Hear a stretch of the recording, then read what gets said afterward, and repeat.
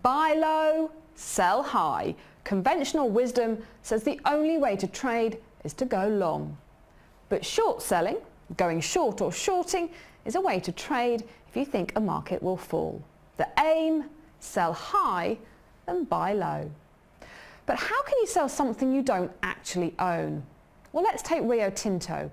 Imagine it's trading at £34 per share.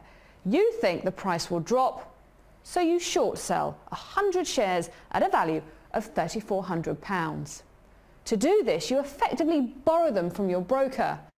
If the share price does fall to, say, £32, you can buy back all 100 shares for £3,200 and return them to your broker.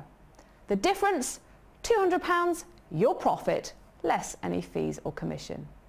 But if the price had risen to £36, for example, buying back your shares would cost you £3,600, and that would mean a loss of £200 plus costs.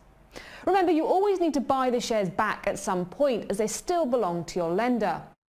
Trading derivatives like spread bets or CFDs makes the process of short selling as straightforward as possible. You never own the underlying asset anyway, so short selling is no more complicated than going long. So why do traders short sell? The obvious reason: you can trade a market when it's going down, so bad news and price dips can become opportunities. Another, hedging, where you open a position that can counter adverse moves in your portfolio, offsetting your risk.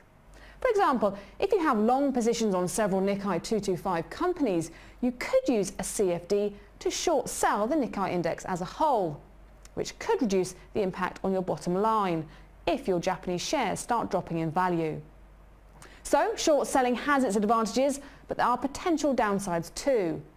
Unlike going long, there's no limit on how much you stand to lose. If you buy an asset thinking it will increase in price, the absolute worst case is it drops to zero. But when you go short, the price could rise indefinitely.